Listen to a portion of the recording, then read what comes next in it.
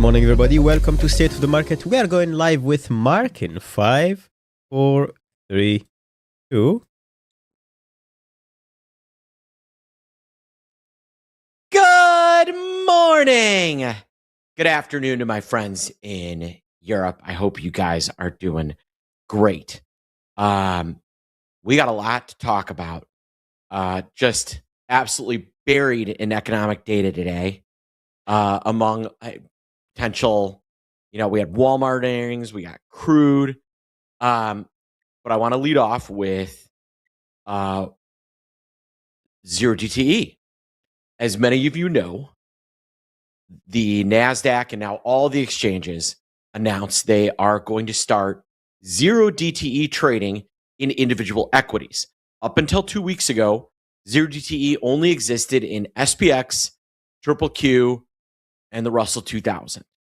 Those three areas, right?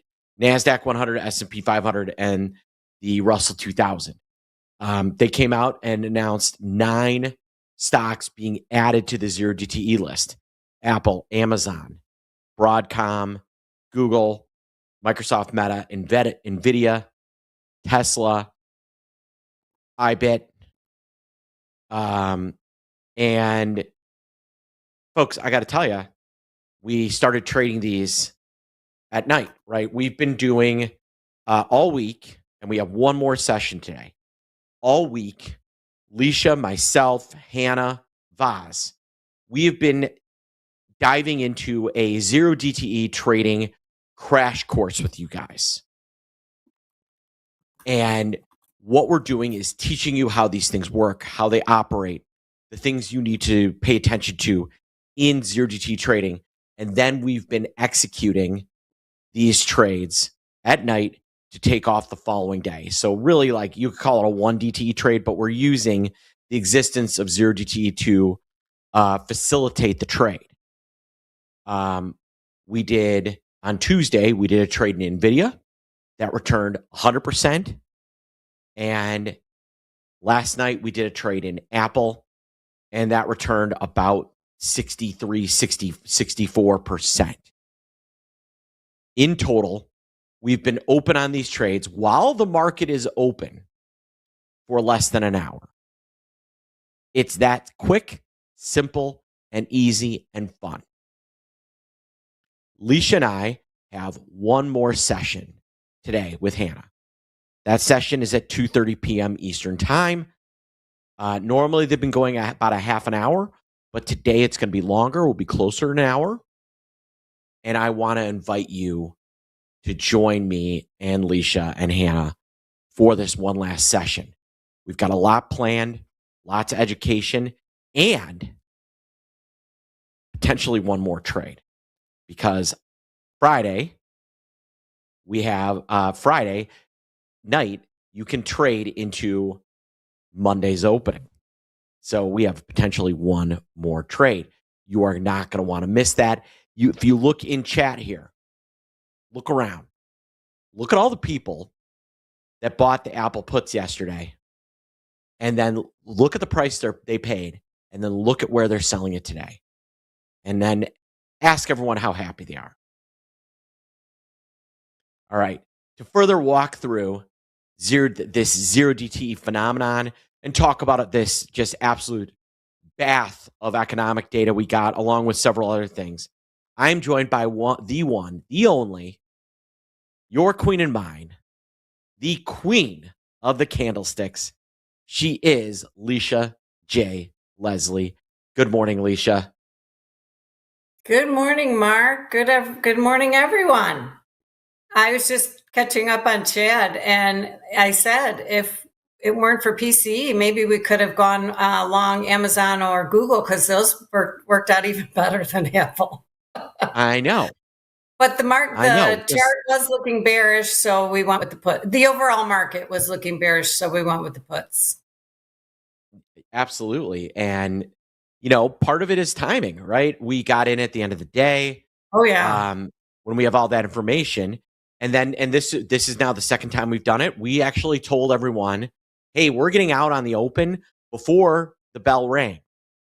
And again, if you look around, everybody did great. Now, Alicia, you paid $1.42 for your puts. 48. You paid 148. $1.48 your puts, and then you sold them at what price?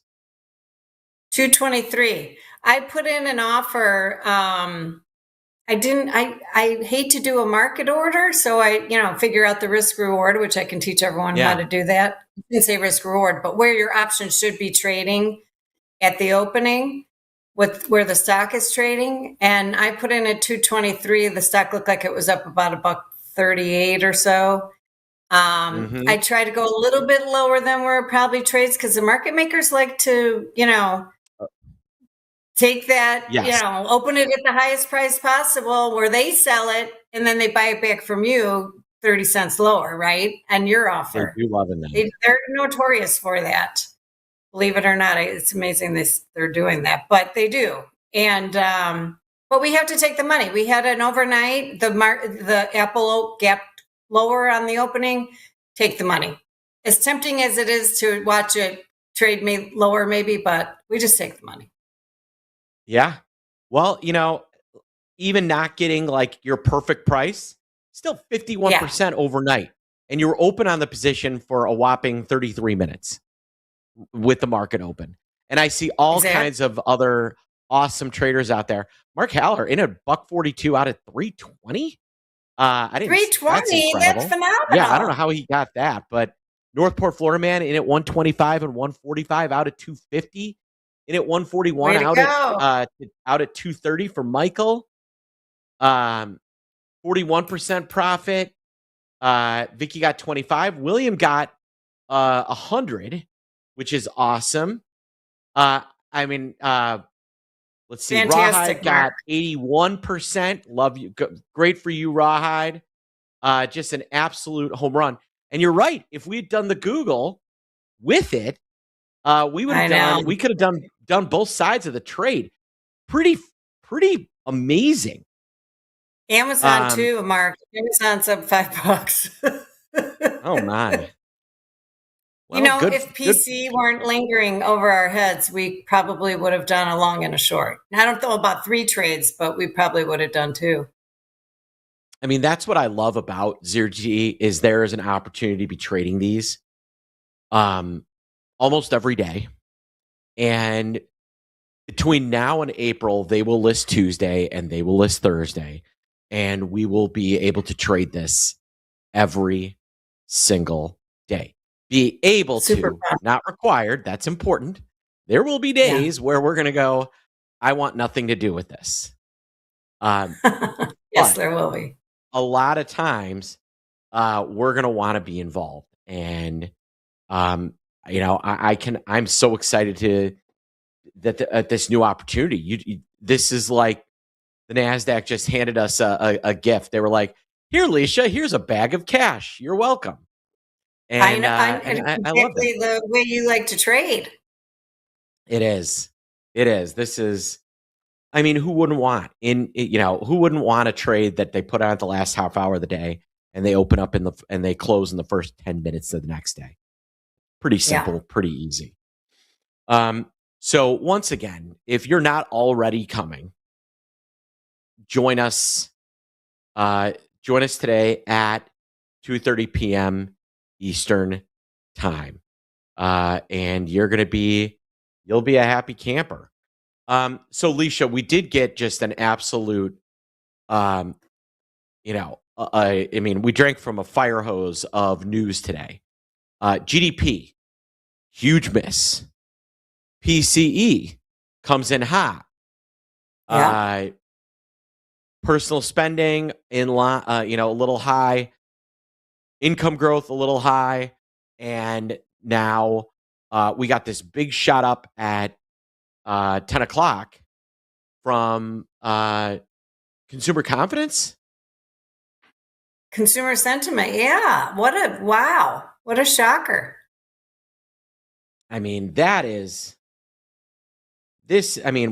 They got us back over 6,900 there for a second. And, now we've started to roll back over. What do you make of all this news? Well, I have to say the consumer sentiment snuck in on me. I was more focused on PCE as being the big, but consumer sentiment it's up there, right? In the top 10 Mm-hmm. probably. They are giving it back here though. Very interesting. Maybe Iran's holding us over our heads. We have 10 days of that. Maybe we go sideways during those 10 to 15 days that the president's talking about. Um, I don't know. What do you think? I mean, I think we'll probably give this away. I do. But I think we were on, I think if you look, the opening is always noisy, right? Look at the Yes. price action from yesterday. We're up and we ended up not having a great day yesterday. Kind of the same story, right? We get some nice action and then they sell us right back down. Yep. And then Yep. the opposite on Tuesday, come in down big and then run it back. Trying to closing positions in the first half hour when things move your way is very important. Yes, it is. And also on the flip side of that, I never enter a position in the first hour to hour and a half in the morning. Never. Right. Never.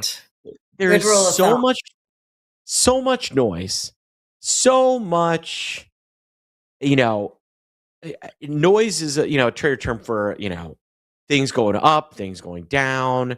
On the way to your price target. Exactly.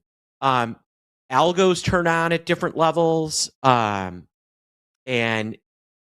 things don't really get, I don't really pay attention to, in terms of what I'm looking to open until at a minimum 10:30 and typically closer to 11 o'clock.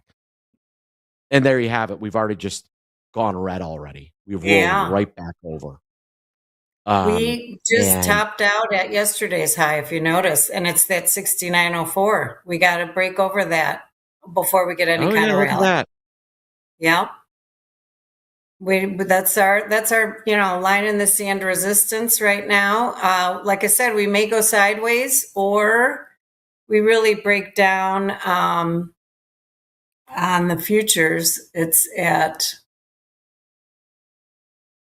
we've been holding 68.50. So below there could be 67.75 on the futures. Every day, though, we've been able to close over 68.50. So we're stuck in that $50 range there. We may do that for a few more days.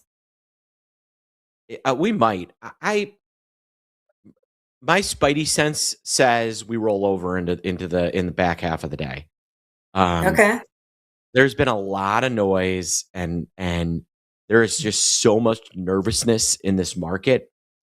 I mean, we're trading 68.73. The all 68.76. This is perfect. Leisha, we are exactly 100 points off the all-time high. 100 points. Less than 2%. Which is nothing. Yeah, that's nothing, right? It's yeah, nothing. It's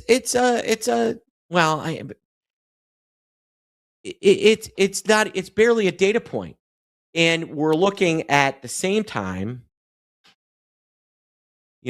Bonds continue, although they sold on that news. Bonds continue to be bid, and even with all that good news and us turning around positive, VIX is still 20, and we're heading into a weekend. I think it's a little geopolitical, but I think it's more indicative of fear of some of the underlying pieces of the market having a problem. You and I traded Owl and Delta Strike yesterday. Blue Owl. This is a private credit company, and they basically made it really tough for redemptions on their different credit funds. There is underlying fear in private credit. There's underlying fear in the crypto sphere. All right, folks, I am telling you, crypto is not going to bottom until MSTR goes out of business. And I'm here to tell you that it's getting close because Michael Saylor is getting desperate. I want to show you this tweet, and you're going to be like, I can't believe that this man manages billions and billions of dollars.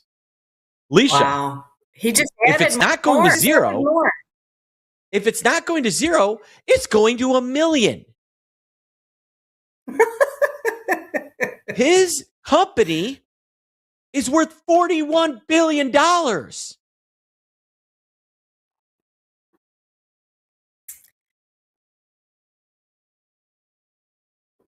That could be like a huge,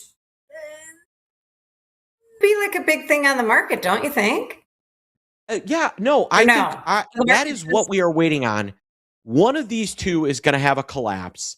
We're going to get a 3-day kind of washout event. That's going to be your opportunity to buy Bitcoin.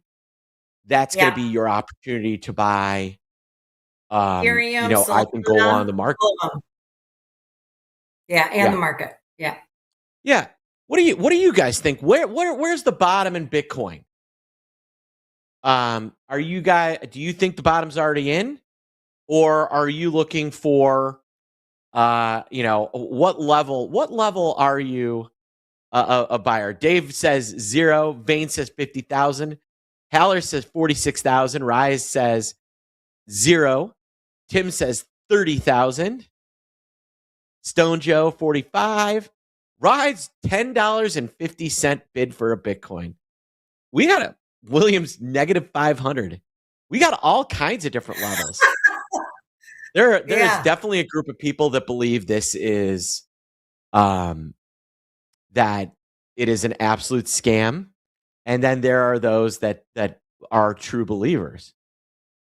I personally, like I said, the MSTR model is an absolute scam. It's a Ponzi scheme. To quote Andrew, it's Michael Saylor basically kept the money and monetized his risk, and it's going to end up costing people. So Tim says, I'm with you, Mark. No price target, but when MSTR is 0, I'm a buyer. Leisha, looking at your charts, is there a level where you would put a leg out and maybe start to go long? Bitcoin? Yes. Not MSTR. I know you're not saying go long MSTR. No, I mean, if you love Bitcoin, what I would actually consider doing is buying puts on MSTR and buying Bitcoin. And you'll end up making money on both ends, likely. Look at this consolidation. How many days? 3, 4, 5, 6, 7, 8, 9, 10, 11, 12. Over 2 weeks of everyday trading. Greens. Everyday trading Bitcoin. On the weekends, everything. Look at that. Buy it at 66,100 and sell it at 70,572. Scalp it back and forth. That's your trading. That's kind of your trading level. If I buy for 66, sell at 70, what if it rolls over? When do I hit the eject button? And then is there kind of a line in the sand level that you're looking at where you think big buyers start stepping in? There'll be buyers lurking at the previous low of Feb 6, 60,000. There'll be buyers lurking there. Below there, though, I'd say this is, as Voss would say, thin zone. I think it could drop really quickly. 48.9, call it. Just under 50,000. That was the low back in August of 24, and the high over here, Jan 24. So people are looking at that, and 50,000. I think rounded number. There'll be buyers lurking there too, and then below there, 40,000. Yeah. It when it begins to drop, I think it could be very quick below that 60,500. Leisha, it was not consumer sentiment. I'm looking. Supreme Court strikes down Trump tariffs. Oh, There's your crazy move. wow. You know what's crazy? Reading about, we're supposed to talk about Walmart. Walmart said that they've mostly absorbed the tariff effect. You would think Huh. Walmart would be. What's interesting? So Walmart, reported yesterday. You would think this tariff ruling, you'd see Walmart popping. Yeah. Retail. You're getting a nice move out of Nike. Oh, So retail XRT is up 77 cents. It should be exploding. yeah. It should be exploding. And that tells me that they're going to find a workaround to potentially they're going to potentially they're going to find a workaround would be my bet. That is pretty crazy. Yeah, Costco's still down on the day. Wow. And I need to read that. I need to read their Costco's reasoning. down. Costco's down. Target's down. Or Costco's down. Walmart's down. Target's up. Why? One, Target stinks. And two, That just kills you. I know it does. I know it makes me angry. Amazon should be exploding. I know it kills. Oh, yeah. Amazon should be up 5% right now. So do we buy Right? calls I right mean, now? I mean, I don't know. I mean, I got to look at it. But Amazon, Amazon over. No, go ahead. Go ahead. No, go ahead. Yeah, I mean, if there's not a workaround, Amazon would be up $30. My guess is that they have a workaround and they're gonna figure out a way to re-implement most of those names right back to being tariffed. So, but we should have gotten more of a knee jerk than this. I mean, Amazon's not even at the high of the day. No.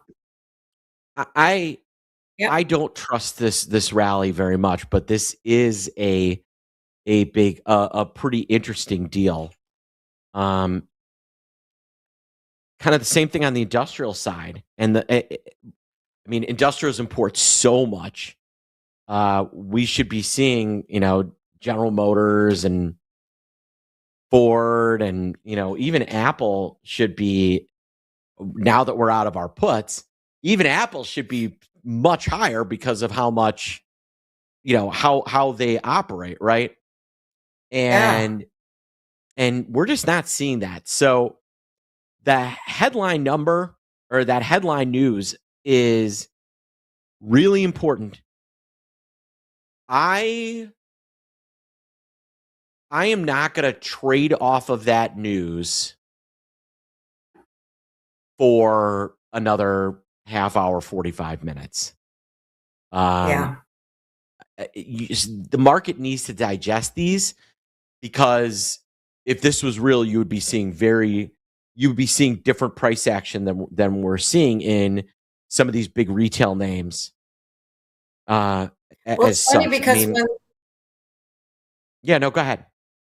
Well, I was just going to say, when we first heard that the Supreme Court was going to rule on the tariffs, we were waiting with bated breath every day, kind of forgot about it. Right? I think I did, I have to admit, that we were pending, the Supreme Court was pending on Trump's, a decision on the tariffs.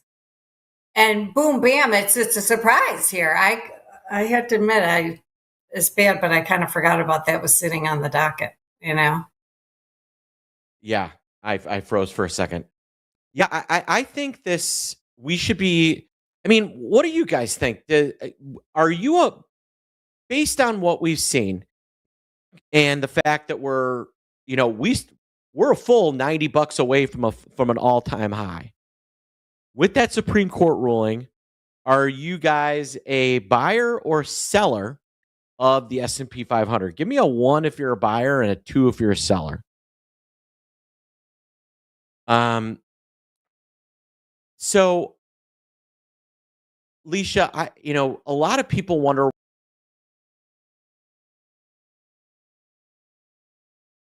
Did you freeze again? Yes, Lisha, we just lost Mark. What was he going to ask us? I have no idea what he was going to ask. He's back. Okay. Hardwired and guys, I'm switching off AT&T fiber. This should not happen when you're hardwired in. It's terrible. One of the reasons why I am so fixated on Target strategy. Apple's puts. I mean, IWM high. Oh, AI can do everything except I can't even get a stable connection from a hardwired fiber connection. Yeah, good luck, America. No, kidding. But one of the reasons I'm hoping I don't get paused again. Why am I so fixated on crypto? A lot of people are asking. You're not a huge crypto guy. Now, it just so happens I do happen to own, a very large amount of shares in a crypto options analytics platform. And I got that dumb luck how that ended up happening. I didn't pay for it. But the reason I'm so fixated on crypto is this concept of cross-asset margining. And really, if you go back to last April, you guys remember last April and how fun that was? Hey, Mark. Yeah. We need your screen again. Oh. Yes, April was a very crazy time. Yeah, it was a real blast. So April, everyone remembers that was the carry trade, right? That was the Japanese yen versus the US versus treasuries. It was the carry trade. The reason why that caused so much problems was cross-asset margining, right? You're borrowing from one to buy another, and then posting what you were buying to put up to buy something else. It was literally like free money. That's what everyone thought, right? And crypto, a lot of the major longs, and this is part of the reason why you've seen some trouble in Mag 7, is there's the same people that really love trading NVIDIA, the same firms that are really deep into, Mag 7 and AI, they're typically very into the crypto space. And, think like a Tom Lee. And so you get this concept of cross-asset margining, right? I own treasuries. I put up treasuries. I buy stock. I put the stock up. I buy crypto. I'm long Bitcoin. I'm long stocks. The stocks I own, I have at a cash account. I put that cash account up against crypto. Well, crypto on margin. Crypto starts to fall. I'm having some losses. I had to put up cash. I sell some of my stocks to cover my margin on Bitcoin. Gold and bonds would be thrown into that equation too, wouldn't they? Right. Well, folks, when you're Goldman Sachs, JP Morgan, Citadel, Virtue, Peak Six, any of these big investment firms,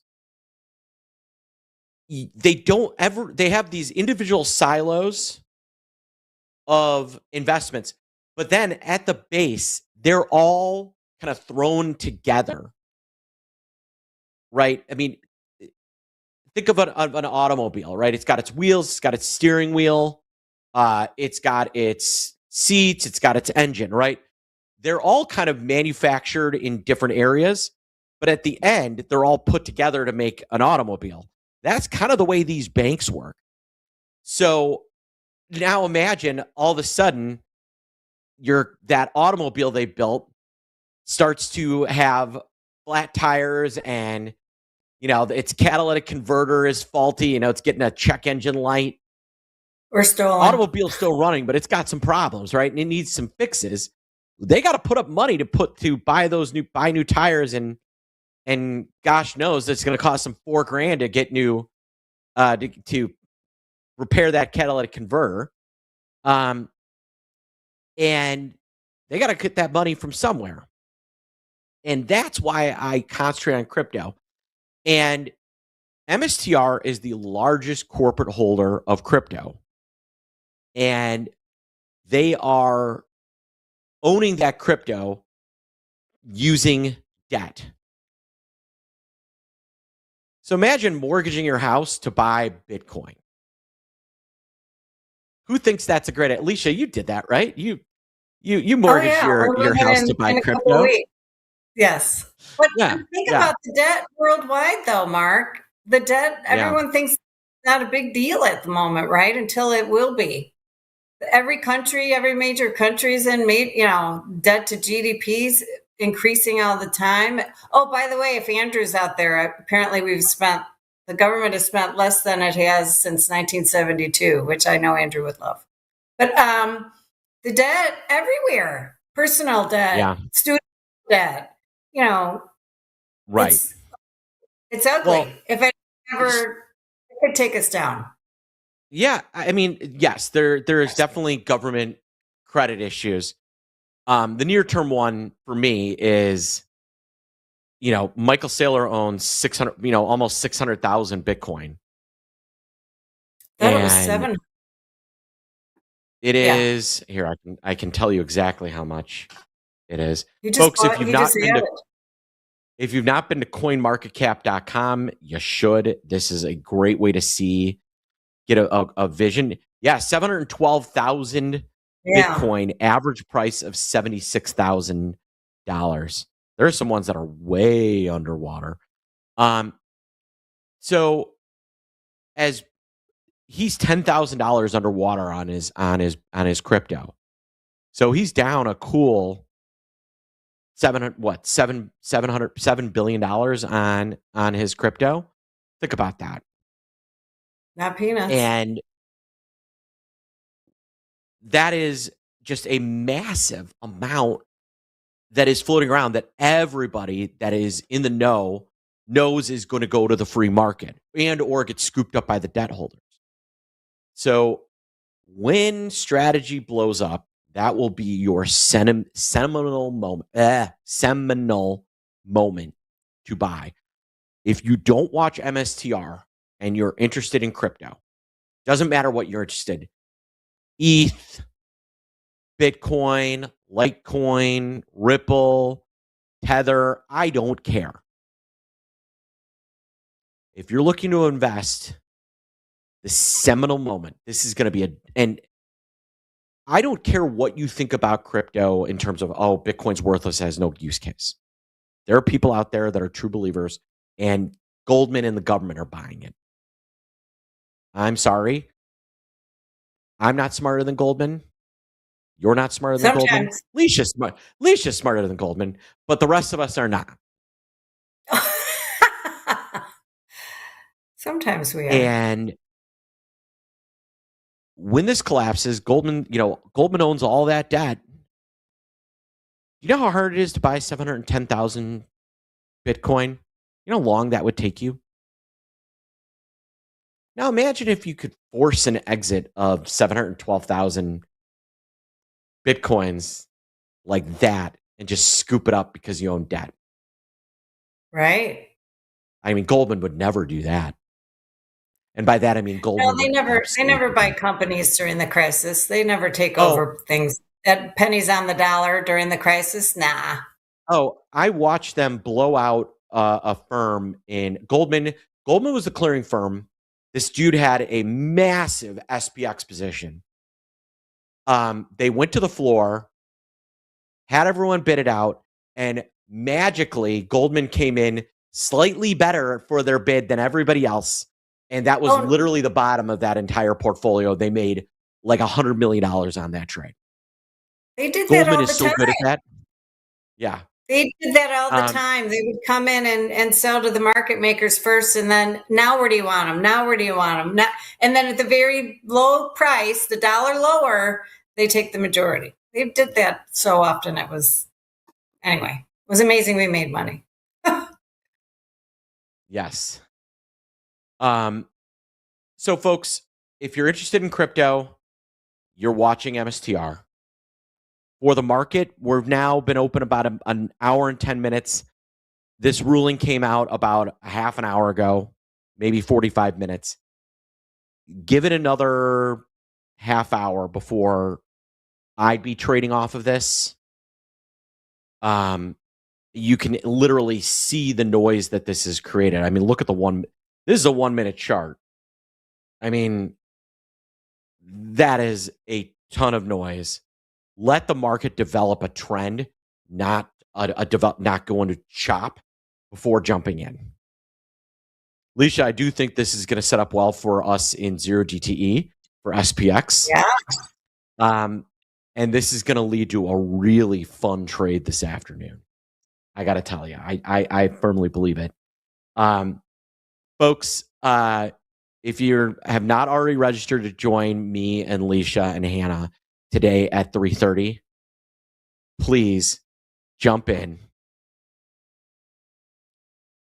and join us. We're 2 for 2. We'll see. We if have we a can Monday go 3 for 3. expiration. Yeah, we got the Monday expiration. I want to see if we can go 3 for 3. Now, there might not be a good trade that develops. That will happen. We're not going to force anything on you, but That's we want you true. to join us. And for those of you that joined our 0DTE class, did you enjoy today's discussion with me and Leisha? Did you guys type in a 1 if this was worth listening to? All right. Thank you. I love, thank you. I'm waiting for someone to say, no, this is a total waste of my time. Awesome. We are here every morning. I am here every morning. I have a rotating group of people. All right. Monday through Friday, I am with you every day at 10 a.m. It's either me and Vaz, me and Leisha, me and Hans, me and Andrew, me and Frank, or on Mondays, it's me, Hans, Andrew, and Leisha. So set your calendar.